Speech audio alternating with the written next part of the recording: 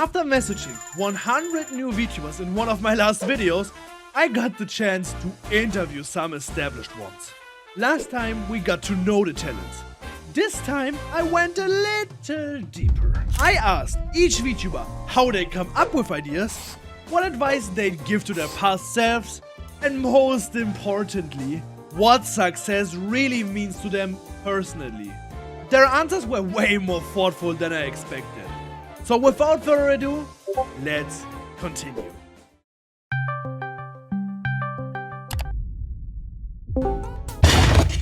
Oh shit, my smartphone!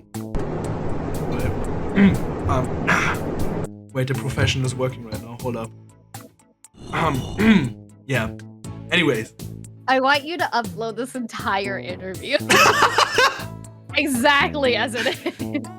Could you introduce yourself to us? Hejka, hejka, Malice Dontano, your local chaotic capability magician. Hello! My name is Yanko Lastra. Hello, everybody. My name is Komiyama Ambrose. So, hi everyone. My name is Daniel Yui. My name is Rima Evenstar. Hi, I'm Maeve Morbrand. I'm a corporate heiress Selkie. How do you come up with ideas for your content? So, talking about sleep deprivation. Great start, yes. And so there are different things that make me come out with ideas. First of all, I get just random 3 AM thoughts about, oh, that sounds like a cool thing. Like, for example, hey, I have a budget. What if I spend it on random bullshit on Temu and unpack it with a Gen that doesn't know anything about it? I love some cake. Also, I'm looking for, first of all, something that I will enjoy. Or if I'm not gonna enjoy, at least the community needs to enjoy. Alias horror games. Oh my fucking god! Okay, but it's mostly either something that I want to do, something that I think that the community will like, or simply because. Like, for example, one day I decided, let's make a stream with the broken microphone. So I put the output of the video to minimum. It was a PowerPoint presentation with glitches. And I just rolled with that. And people love that. Honestly, good idea. Sky is the limit. Like, there is so much variety in the VTubing sphere, so just do whatever you want. I do some research first. I look into a story to see if there's enough or interesting things to say about it. For example, the Cinder situation. Would I cover this topic 6 months from now or like a year from now? Yeah, I still would, because it was that viral. So I was like, oh, that's an easy yes for this topic. Honestly, my ideas is mostly random bursts of energy. It's lots of trial and error, lots of finding random stuff in the deeps of the internet. I'm like, oh, this looks like something I want to try. Majority of my content happens like this. I enjoy something. I drink wine. After like half a bottle of wine, I will go, oh, what if I did this for VTubers? I write it down. I go to sleep. I wake up the next morning. I look at what the hell that says and I go, I don't know what I said here. I have 2 more glasses of wine and I go, damn, that's actually so smart. Should I be worried about you? Dude, everyone should. I've been watching my favorite VTubers, like Kids and I, Tokino Soda, and I was like, okay, I want to do something like them, but like putting myself as well.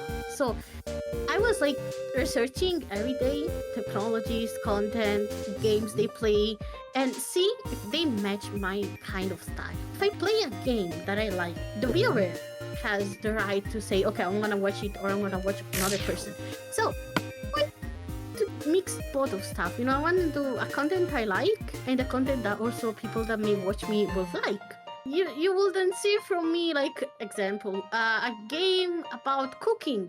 Because I burn the kitchen, but that would be funny. But you see, even if it's something that I wouldn't do, I will still find a way to make, funny. The best way for me to put this is that I think about stuff that I've always wanted to do but haven't yet, and I see if it fits me and the rest of my content. I also like to ask my audience sometimes. I'm like, do you guys think that this would be a good idea, or is this something that you guys don't want to see? And recently, for example, I did my first handcam stream, and I had a ton of fun, right? And everyone else that was there really liked it as well. So that's also something where I'm like, okay, yeah, this is gonna be on my schedule a lot more now. Okay. Next question. What advice would you give your past self? Don't kill that man. What man? Oh, actually, you meant like for content creation, right? The silence was amazing. I would still go with that advice, which would be, don't look at other VTubers and put yourself down because you're not where they are. Like, for God's sake, don't do that. Because your viewership or your following doesn't make you any better or worse of a VTuber. Like, it's literally, it doesn't equal your talent or your skill. So give yourself some time and just do your thing. I would probably say, you know, the more stuff you're going to discover about studying, about the technologies and, you know, your passions and stuff, they will be useful. So keep spending nights while also studying and keep talking. It doesn't need to be perfect. Shut up and press play. Literally that. Like, I know that I was always about putting out only the things that I would be only proud of, and then I realized people like the process as well. People like to see the fails as well. And even if something is not perfect, the fact that you put work into it, it's enough. Not getting discouraged easily and believing in yourself, I think, that I used to struggle with. And I think just filling your times with hobbies and things you want to learn. Well, the advice I'd probably give my past self, it's gonna suck, right? And I'm still learning this. But stop thinking that everybody's gonna like you. You know, you don't like everybody. Not everybody should like you. To never give up, that's for sure. And to keep trying new things, because you will eventually find something you like. And I would tell myself to just be more open, because it's not that scary. It's not that bad. I promise. Well, now you're here. You learned a lot, apparently. Yeah, I You learned a lot. Yeah, I agree with that statement. I only got here to this interview because I went out of my comfort zone, actually. So that was very good argument. Good point. Thank you. Tell me, how do you personally describe success? Oh. That's a hard one. I would say I'm pretty successful right now, because maybe my bar is on the floor, but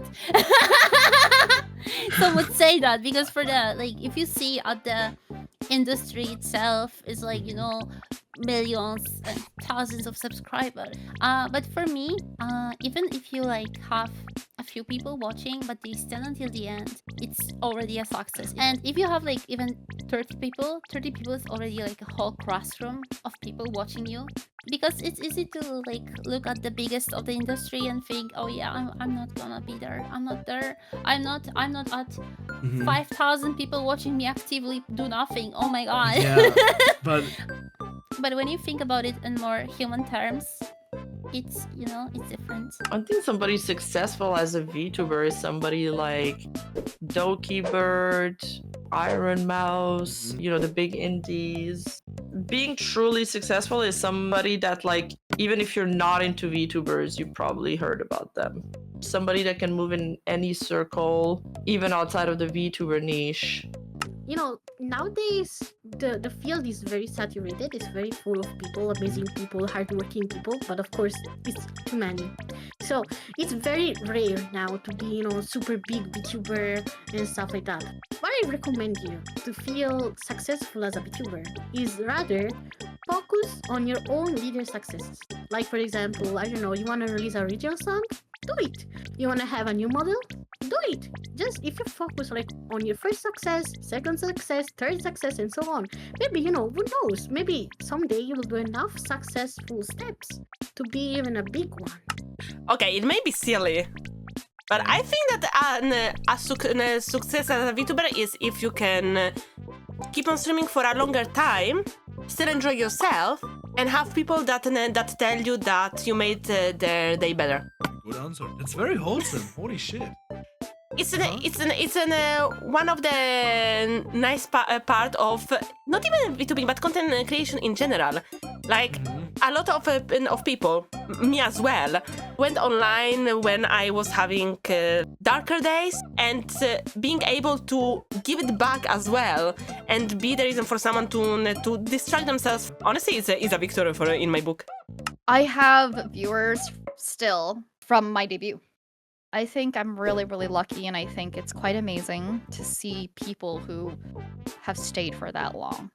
I'm really lucky that I have a very dedicated and loyal community. People who have shown up to every stream, and they make it like a point too. They go, I'm still showing up to every stream, and it's like, oh my god, that feels so good. You know, that you like me enough, even when I change my times, even when I do new things, that you like me enough that you come up to every stream. Like, that feels so good that it's hard to not say that that is success. I would say success as a VTuber, my definition would be Komiyama Ambrose.